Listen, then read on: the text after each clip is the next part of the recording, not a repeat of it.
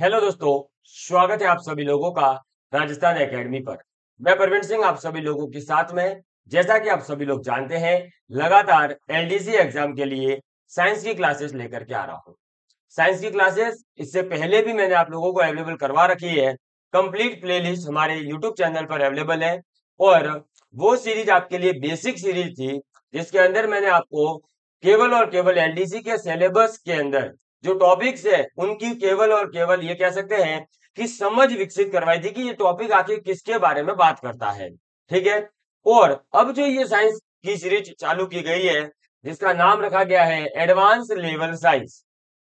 तो इस advance level science के अंदर बेसिकली मैं आपको वो कंटेंट प्रोवाइड करवा रहा हूं जिस कंटेंट से आप एलडीसी के 2018 के पेपर को भी पूरी तरह से यानी 50 के 50 क्वेश्चन को सॉल्व करने की कैपेसिटी रखेंगे। क्योंकि इसके अंदर मैंने 11th-12th लेवल तक के कंटेंट को कंप्लीट करने की पूरी कोशिश करी है, यानी कि वहां तक का लेवल जो है हमने इसमें कवर करा है। अब आप लोगों को पता होगा ये क्लास नंबर 20 है अपनी। इससे पहले की क्लास अगर कोई पहली बार जुड़ रहा है विद्यार्थी तो प्लेलिस्ट में जाकर देख सकता है। केमिस्ट्री का पहला टॉपिक कंप्लीट हो चुका है। ये दूसरा टॉपिक धातु अधातु और यौगिक चल रहा है। डेली क्लास 10 बजे होती है। ठीक है। केवल संडे को ये क्लास नहीं रहती है। संडे को हमारे यूट्यूब चैनल पर कोई क्लास नहीं आती है, उस दिन एक ऑफ रहता है। बाकी मंडे से सैटरडे तक कंटिन्यूअसली क्लासेस आती है। चलिए बात करते हैं आज अपने यौगिकों के बारे में। कल अपन ने दो यौगिकों को पढ़ लिया था, सोडियम हाइड्रोक्साइड और सोडियम क्लोराइड। आज अपन उससे आगे के यौगिकों के बारे में पढ़ेंगे। आप सभी लोग राजस्थान एकेडमी सिरोही ऐप को डाउनलोड कर सकते हैं, प्ले स्टोर पर अवेलेबल है। और इस ऐप पर आपको जो है ये जो भी कंटेंट प्रोवाइड किया जा रहा है इसकी पीडीएफ अवेलेबल करवाई जाएगी। बहुत जल्द हमारी जो बुक आएगी वो भी आप यहाँ से ऑर्डर कर पाएंगे। इसके अलावा कई जो है टेस्ट सीरीज वगैरह भी इस ऐप पर हम अवेलेबल करवाने की कोशिश करेंगे बहुत जल्द। तो आप इसे डाउनलोड करके जो है अपने मित्रों को शेयर कर सकते हैं। चलिए अब अपन आज आगे बात करते हैं। तो आगे बात करने से पहले कल का जो एक छोटा सा टॉपिक रह गया था, सोडियम क्लोराइड NaCl के उपयोग, उसको अपन पूरा करते हैं। ठीक है। चलिए तो आप सभी लोग अपनी कॉपी और पेन यानी अपने हथियार उठा लीजिए और आ जाइए मैदान में और लिखिए उपयोग। और ये किसके उपयोग है तो पहले ही बता दूं, NaCl सोडियम क्लोराइड के उपयोग है, जो कल विद्यार्थियों ने लिख लिए होंगे नोट्स, उससे आगे लिखना है। तो इसमें पहला साधारण नमक, यानी जनरल जो अपन घर पे अपन नमक यूज करते हैं ना, उसी की बात कर रहे हैं। तो साधारण नमक के रूप में, साधारण नमक के रूप में भोजन में उपयोग। ठीक है। और नमक आपको पता होगा दो प्रकार के होते हैं, एक काला नमक है जिसे सेंधा नमक भी कहा जाता है, वो अलग होता है। ये व्हाइट नमक है जो अपन डेली लाइफ में डेली यूज करते हैं। सेंधा नमक वगैरह तो आपको पता होगा, किसी का उपवास है यानी फास्ट जो होता है ना, उस समय पर, और कभी चिप्स वगैरह और उनपे लगा के खाते हैं लोग। इसके बाद में दूसरा इसका उपयोग होता है खाद्य परिरक्षण में, यानी फूड कंजर्वेशन के अंदर भी ये उपयोगी होता है। इसी वजह से जो चिप्स है वगैरह है जो पैक होकर के आते हैं ना, उसमें देखना थोड़ी बहुत मात्रा नमक की रहती ही है, NaCl की। ठीक। तो खाद्य परिरक्षण में, फूड कंजर्वेशन में। और इस पर बेस्ड क्वेश्चन RS मीन्स में आया हुआ है। तीसरा आप लिखेंगे हिमीकरण, हिमीकरण मिश्रण बनाने में। इस NaCl का हिमीकरण मिश्रण बनाने में भी उपयोग करते हैं। ये हिमीकरण मिश्रण क्या होता है इसके बारे में मैं अभी आगे आपको पूरी डिटेल लिखवाने वाला हूं। ठीक है। तो अभी अपन इसको डिस्कस करेंगे। पहले केवल उपयोग लिख लो। चौथा उपयोग आ जाता है आपका सोडियम हाइड्रोक्साइड NaOH, जिसकी अपन बात कर चुके हैं। और अभी आगे बात करेंगे सोडियम कार्बोनेट Na2CO3। और सोडियम बाइकार्बोनेट NaHCO3 और आपका विरंजक चूर्ण ब्लीचिंग पाउडर, इन सभी को बनाने में भी NaCl जो है उपयोग में लिया जाता है। तो विरंजक चूर्ण आदि बनाने में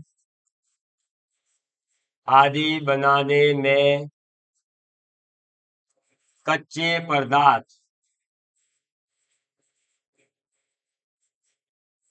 पदार्थ के रूप में काम में लिया जाता है। ठीक है, तो हमारा सोडियम हाइड्रोक्साइड है, सोडियम कार्बोनेट है, सोडियम बाइकार्बोनेट है, ब्लीचिंग पाउडर यानी विरंजक चूर्ण है। इस प्रकार के जो यौगिक अपन आगे भी पढ़ेंगे, उनको बनाने में भी आप देखेंगे कि उनके उत्पादन में भी NaCl यानी सोडियम क्लोराइड जो है एक उपयोगी कच्चा पदार्थ होता है। ठीक है, चलिए अब अपन बात करेंगे अपने इस हिमीकरण मिश्रण के बारे में कि ये हिमीकरण मिश्रण क्या होता है। तो आप सभी लोग अपनी कॉपी में लिखे हिमीकरण मिश्रण या हिम मिश्रण और इसको स्टार डाल देवे। हिम मिश्रण अगर कोई इंग्लिश से है तो लिख सकता है फ्रीजिंग मिक्सर। क्या लिखेगा? Freezing mixer. और ये फ्रीजिंग मिक्सर क्या होता है?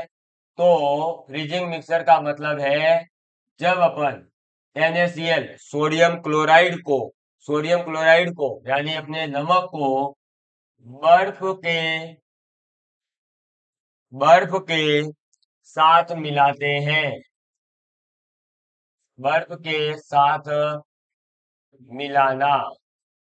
ठीक है, तो हिम मिश्रण या फ्रीजिंग मिक्सर क्या होता है? बेसिकली जो हमारा NaCl है, जो साधारण नमक है, उसे जब आप बर्फ के साथ में मिलाते हो तो जो मिश्रण तैयार होता है उसे ही हम क्या कहते हैं? हिम मिश्रण कहते हैं, फ्रीजिंग मिक्सर कहते हैं। क्लियर? चलो आगे लिखेंगे समुद्री जल, ओशियन वाटर। समुद्री जल में कुल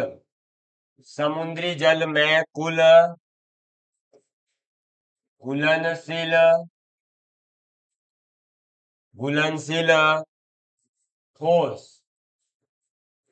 ठोस का 75% 75% NaCl होता है।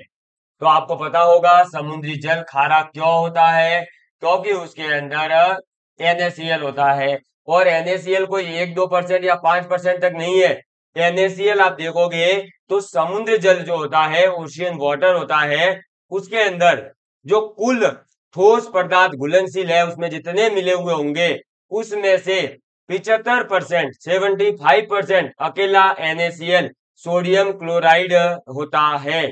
ये बहुत बड़ी मात्रा है भाई। 100 में से 75% अकेला NaCl है तो ऑब्वियस सी बात है कि इसकी वजह से जो पानी होगा वो खारापन ज्यादा बताएगा, क्योंकि भाई 75% है, बहुत ज्यादा खारा हो जाएगा, है ना। चलिए हम जो पीते हैं ना उसमें मुश्किल से 1-2% 5% तक ही होता है नमक, ज्यादा नहीं होता। ठीक, आगे लिखेंगे नेक्स्ट डिहाइड्रेशन। डिहाइड्रेशन का मतलब जो लूज मोशन कहते हैं ना आप, जिसमें अपने शरीर से जैसे पानी जो है वो सूख जाता है, आपको पसीना ज्यादा आता है, मतलब एकदम से सूखा सूखा आप महसूस करते हैं, पानी ज्यादा बहाता है, उसे कहते हैं डिहाइड्रेशन। ठीक है, पानी का अंदर से कमी हो जाना। तो डिहाइड्रेशन जब होता है तो उस समय, डिहाइड्रेशन के समय शरीर में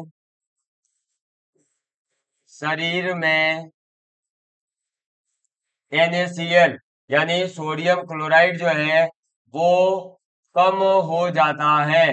तो आपसे अगर पूछा जाए कि डिहाइड्रेशन के समय शरीर में पानी की कमी तो होती ही है, लेकिन पानी की कमी के अलावा कौन सा पदार्थ कम हो जाता है? तो आपको याद रखना है कि NaCl सोडियम क्लोराइड जो है वो भी डिहाइड्रेशन के समय शरीर के अंदर कम हो जाता है। ठीक है, और ये क्वेश्चन जो है आपका यूपीएससी ने पूछा था और अभी तक तो और किसी एग्जाम में आया नहीं, लेकिन हो सकता है कि अब आपसे पूछ लिया जाए, है ना, क्योंकि आखिर एक आईएएस भी सचिवालय में बैठता है और एक एलडीसी भी सचिवालय में बैठे हैं। पता है ना ये बात, तो बाबू भी कहाँ बैठता है आजकल, तो सेक्रेटरीट में बैठते हैं ना भाई, सचिवालय में बैठते हैं। तो हो सकता है आरपीएससी या आरएमएसएस भी बहुत सोच ले हुए कि चलो अपन इनको भी अब जो है यूपीएससी लेवल का क्वेश्चन पेपर देते हैं और वहां ये क्वेश्चन पूछ लिया जाए। ठीक है, चलिए आगे बढ़े।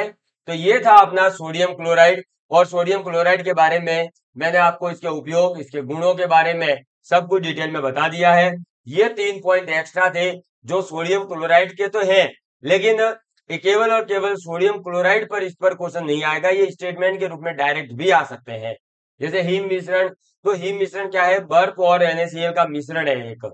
समुद्री जल में घुलनशील ठोस का 75% NaCl होता है, और डिहाइड्रेशन में पानी के साथ साथ NaCl, सोडियम क्लोराइड की कमी होती है। ठीक, चलो नेक्स्ट आ जाता है सोडियम कार्बोनेट, Na2CO3। ठीक है, तो सोडियम कार्बोनेट आप अपनी हेडिंग डाल दीजिए। नेक्स्ट अपना थर्ड है ये सोडियम कार्बोनेट। एक मिनट, सोडियम कार्बोनेट, और इसका फॉर्मूला है Na2CO3। ठीक है, और इसके साथ में 10 अणु, कितने, 10 मॉलिक्यूल्स जो है पानी के यानी H2O के भी रहते हैं। तो अगर आपसे पूछा जाए कि सोडियम कार्बोनेट का फॉर्मूला क्या है, तो आप केवल और केवल Na2CO3 नहीं बोले, क्योंकि अब आप लोगों ने पढ़ लिया है। तो अब आप बोलेंगे Na2CO3 डॉट 10H2O, क्योंकि इसमें 10 मॉलिक्यूल पानी के भी जुड़े रहते हैं। कई बार ये क्वेश्चन भी आया हुआ है कि सोडियम क्लोराइड में जल के कितने अणु जुड़े हुए रहते हैं, तो जल के टोटल 10 अणु इसके साथ जुड़े रहते हैं। ठीक है, चलिए ये था अपना सोडियम कार्बोनेट। अब इसके बारे में लिखे हैं, तो इसके अन्य नाम क्या, अन्य नाम, तो जो इसके अन्य नाम है उसमें पहला मिलता है धोने वाला सोडा। जो अपन अपने घर पर कपड़े वगैरह धोने के लिए डिटर्जेंट यूज करते हैं ना, आप अलग अलग पाउडर को यूज करते हैं, बहुत सारी कंपनी अपनी अलग अलग प्रोडक्ट बेचती है, तो वो सभी बेसिकली सोडियम कार्बोनेट को उसमें मिक्स करके फिर अलग अलग उसमें कलरिंग वगैरह करवा के अलग अलग फ्लेवर बना के बेचा जाता है। ठीक है, आजकल तो कुछ और भी आ गए हैं, बोले धोओगे तो खुशबू आएगी उससे, है ना। तो ये सब जो है इसी सोडियम कार्बोनेट के अंदर मिला करके बनाए जाते हैं। तो ये अपन धोने का सोडा भी कहेंगे, या फिर आप इसे इंग्लिश में वॉशिंग सोडा भी कह सकते हैं, या वॉशिंग पाउडर। ठीक, तो इसके दो अन्य नाम मिलते हैं, एक है वॉशिंग सोडा और एक है धोने वाला सोडा, लिखेंगे। नेक्स्ट पॉइंट इसमें, इसमें एक सोडियम कार्बोनेट, एक सोडियम कार्बोनेट, एक सोडियम कार्बोनेट अणु के साथ, अणु के साथ 10 अणु, हालांकि ये लाइन याद रह जाती है पर फिर भी लिख लीजिए ताकि बार बार रिवीजन करेंगे तो और ही अच्छे से याद हो जाएगी। 10 अणु क्रिस्टलन जल, क्रिस्टलन जल होता है। जितना ज्यादा लिखोगे उतना ज्यादा याद होगा, तो मेरी तो आपसे रिक्वेस्ट है नोट्स बनाए। मैं कोई जो है आपके सामने देखिए, मैं भी ऐसे पीपीटी बना करके ना आपको डायरेक्ट आकर के हाँ ये सोडियम क्लोराइड ये ऐसे बोल सकता था, लेकिन मैं खुद क्यों लिख रहा हूं, मैं खुद बता रहा हूं कि अगर मैंने 5 बार पढ़ा लेकिन फिर भी हो सकता है कहीं पॉइंट पर गलती हो रही हो सकता है कोई कॉन्सेप्ट मैंने गलत लिख रखा हो, तो मैं जब ऐसे यहाँ पर लिखता हूं ना तो मुझे भी अच्छे से याद होगा और मेरी कहीं ना कहीं गलतियां अगर रह गई होगी तो मुझे पकड़ में आएगी, ताकि जो आने वाली किताब है उसमें कहीं गलती ना रह जाए। समझ में आई बात? तो मैं बेसिकली आपको पढ़ाते पढ़ाते मेरी खुद की किताब का प्रूफ रीडिंग भी कर रहा हूं। तो आप भी लिखें और साथ के साथ बोले भी, ताकि आप कुछ गलत लिख रहे होंगे या कुछ गलत पढ़ रहे होंगे तो आपको दिमाग में आएगा। और इससे बेनिफिट भी अपना ही है, एक तो कॉपी भरेगी, हाथ चलाने की आदत पड़ेगी, राइटिंग सुधरेगी और ये सब याद भी होगा। समझ में आई बात? तो लिखे जरूर, ये नहीं सोचे कि पीडीएफ मिल जाएगी, किताब आ जाएगी, देखो वो सब होगा ही, लेकिन याद करने का तो एक अलग ही मजा है, लिख लिख कर। तो ठीक है, चलो अब इसका उत्पादन कैसे होगा, यानी इसका प्रोडक्शन कैसे होगा, इसके बारे में बात करते हैं। तो इसका प्रोडक्शन होता है, जो विधियां बता रहा हूं वो हो सकता है कई विद्यार्थियों ने आज तक सुनी भी नहीं हो, चाहे वो साइंस का होगा तब भी, लेकिन याद तो करनी पड़ेगी। लेम्बलाक विधि, लेम्बलाक विधि।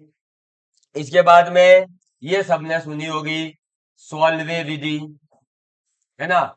और नहीं सुनी है तो कोई टेंशन नहीं, लिख लो सोल्वे विधि, तथा वैद्युत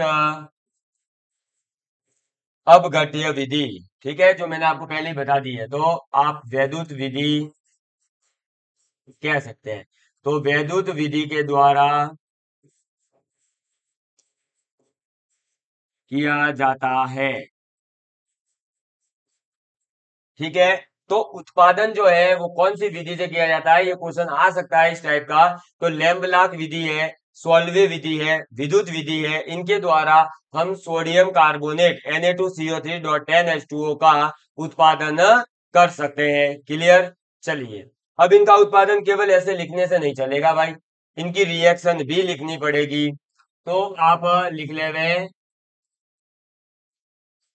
बेकिंग सोडा, यानी जो खाने का सोडा है ना उसकी बात हो रही है। तो बेकिंग सोडा को गर्म करने पर, बेकिंग सोडा को गर्म करने पर सोडियम, सोडियम कार्बोनेट, अब फॉर्मूला आप खुद बोले, Na2CO3, सोडियम कार्बोनेट प्राप्त होता है, सोडियम कार्बोनेट प्राप्त होता है। तो जब अपन बेकिंग सोडा यानी सोडियम बाइकार्बोनेट, जिसकी अपन आगे बात करेंगे, उसको गर्म किया जाता है, तो उसको गर्म करने से हमें सोडियम कार्बोनेट मिलता है। और ये रिएक्शन याद कर लेते हैं ना इसकी, NaHCO3, ये है अपना बेकिंग सोडा या खाने का सोडा, सोडियम बाइकार्बोनेट NaHCO3। इसको जैसे ही हीट किया जाता है, आपको पता होगा, जैसे ही रिएक्शन में त्रिभुज का चिन्ह उपयोग में लाया जाता है, उसका मतलब होता है उष्मा देना, हीट देना। ठीक है, तो गर्म किया जाता है, बनता है सोडियम कार्बोनेट Na2CO3, साथ ही साथ वाटर H2O और CO2 गैस जो निकल जाती है, ठीक है, उड़ जाती है। और इसके बाद जो Na2CO3 है, ये आपका 10 अणुओं के साथ, किसके 10 अणु? जल के 10 अणुओं के साथ में जब क्रिस्टलीकरण होता है, क्रिस्टलाइजेशन होता है, तो बन जाता है Na2CO3.10H2O। समझ में आ गई बात? क्लियर है? तो सोडियम कार्बोनेट कैसे बनेगा? तो सोडियम बाइकार्बोनेट को गर्म करके भी हम सोडियम कार्बोनेट बना सकते हैं। इसके अलावा अपन ने 2-3 विधियां देख ली, सोल्वे विधि, आपका विद्युत विधि, लेम्बलाक विधि, ये सब। और एक फिर जब ये अपना Na2CO3 बन जाता है, सोडियम कार्बोनेट, ये 10 अणु जल के साथ में क्रिस्टलीकरण करता है, और क्रिस्टलीकरण होकर के क्या बन जाता है? तो सोडियम कार्बोनेट ही बनता है, लेकिन 10 अणु जल के साथ में जुड़ करके। तो Na2CO3.10H2O कैसे बनता है ये भी मैंने आपके सामने रख दिया है। तो अब आप अगर पूछा जाए सोडियम कार्बोनेट का फॉर्मूला तो ये वाला बोलेंगे, .10H2O वाला, ठीक है। अगर एग्जाम में लेकिन कई बार जो है 10H2O को नहीं गिना जाता क्योंकि साथ में पानी तो अटैच रहता ही है लगभग हर पदार्थ में, तो सो नहीं करते हैं, तो वो डायरेक्ट Na2CO3 दे, तब भी आप सोडियम कार्बोनेट Na2CO3 को टिक कर सकते हैं। ये नहीं कि उस क्वेश्चन को गलत मान ले रहे या ये सोच लो कि .10H2O वाटर तो है ही नहीं, ये तो गलत है। ऐसा जरूरी नहीं है कि पानी मिले ही मिले, ठीक है। समझ में आ गई बात? तो इसको आप नोट डाउन कर लीजिए, फिर इसके आगे लिखवाता हूं, मैं भी चेक कर लेता हूं कहीं कोई इशू तो नहीं है। ओके, सब कुछ प्रॉपर चल रहा है, कोई दिक्कत नहीं है ना। चलिए, तो आप सभी ने इसको नोट डाउन कर लिया होगा, आगे बढ़ते हैं, ठीक। चलिए, तो अब इसके गुणों के बारे में बात करते हैं। तो आप इसकी प्रॉपर्टीज लिखेंगे, गुण, और गुण के अंदर सबसे पहले आ जाएगा, ये भी अपने NaCl की तरह, है ना। थोड़ा सा गला खराब है तो आवाज धीरे हो तो मान लीजिएगा भाई, है ना। तो ये भी सफेद क्रिस्टलीय ठोस है। क्या है? सफेद क्रिस्टलीय ठोस है। इसके बाद दूसरा, ये जो है अपना जल में विलय होता है। ये तो सबको पता ही है ना, अरे घर पे जो डिटर्जेंट पाउडर यूज करते हो, जल में विलय होता है। तीसरा पॉइंट लिखेंगे, इसका जो जलीय विलयन होगा, यानी जब इसे अपन पानी में मिलाएंगे तो जो विलयन बनेगा वो विलयन सार्य होता है। कैसा होता है? सार्य, यानी बेसिक होता है, ठीक है। इसके बाद चौथा पॉइंट लिखेंगे, इसको गर्म करने पर क्रिस्टलन जल जो है इसके साथ जुड़ा हुआ 10 अणु जल के, उसे कहते हैं क्रिस्टलन जल। तो क्रिस्टलन जल जो है वो त्याग देगा, ये भाई त्याग कर, अभी समझा रहा हूं, त्याग कर सोडा एस, सोडा एस लिख लीजिएगा, सोडा एस बनाता है। इसकी रिएक्शन लिख लो, फिर मैं ये पूरा समझा रहा हूं, है ना। Na2CO3 डॉट 10H2O, इसको जैसे ही हमने गर्म किया, क्या किया? गर्म किया, और गर्म कितने पर? तो 373 केल्विन से भी अधिक टेम्परेचर पर, से अधिक ताप यानी कि टेम्परेचर पर गर्म करते हैं तो ये अपने क्रिस्टलाइन जल को छोड़ देता है, और Na2CO3 जो है वो आपका बन जाता है, और साथ ही साथ जो 10 अणु जल थे वो अलग हो जाते हैं, ठीक है। अब आप इसको एक बार लिखिए, फिर मैं आपके सामने इसको क्लियर कर रहा हूं। मैं पानी पी लेता हूं तब तक। लिख लिया होगा, है ना। अब देखिए, सोडियम कार्बोनेट Na2CO3.10H2O जो था, उसके गुण क्या है, यानी वो अपने क्या क्या प्रॉपर्टीज शो करता है। तो बेसिकली ये एक सफेद क्रिस्टलियन ठोस होता है। कैसा होता है? व्हाइट कलर का क्रिस्टलाइन सॉलिड होता है, और ये जल में विलय रहता है, यानी पानी के अंदर इसे घोला जा सकता है और ये घुलता भी है, ठीक है। जब इसे पानी के अंदर घोला जाएगा तो ये जो अपना विलियन बनाता है, सॉल्यूशन बनाता है, वो सॉल्यूशन सार्य होता है, यानी बेसिक होता है। यानी इसका मतलब क्या हुआ कि जो ये जलीय विलियन बनेगा, इस जलीय विलियन का जो पीएच होता है, लो मैं इसको पीएच से भी लिंक कर रहा हूं, पीएच जो है वो 7 से ज्यादा हो जाएगा, क्योंकि पीएच अगर 7 से कम होगा तो वो अम्लीय होता है, 7 होगा तो उदासीन। लेकिन इसने बोला सारे होना चाहिए, यानी 7 से ज्यादा, 7 से लेकर 14 तक कुछ भी हो सकता है, ठीक है। 7 एग्जैक्ट नहीं होगा, 7.1, 7.2, 7.3 कुछ भी हो सकता है। और जब हम इसे गर्म करते हैं तो ये क्या करता है कि अपने क्रिस्टलाइन जल जो 10 अणु थे, कितने अणु थे?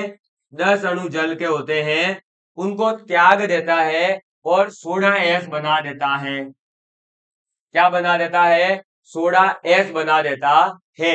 और ये जो सोडा एस होता है ना, आपने आज तक जो पढ़ा है सोडियम कार्बोनेट, वो सोडियम कार्बोनेट नहीं होता, वो सोडियम कार्बोनेट से बना हुआ सोडा एस होता है। और सोडा एस क्या होता है? Na2CO3। ठीक है, तो सोडियम कार्बोनेट जो होता है वो तो सोडा एस कहलाता है, Na2CO3। सोडियम कार्बोनेट अगर बोलना है तो आप बोलेंगे Na2CO3 डॉट 10H2O। मुझे उम्मीद है कि अब ये डाउट आपका क्लियर हो गया होगा और आपने इसको नोट डाउन कर लिया होगा। तो आगे मैं इसके उपयोगों को लिखवा देता हूं और एक बार मैं चेक कर लेता हूं।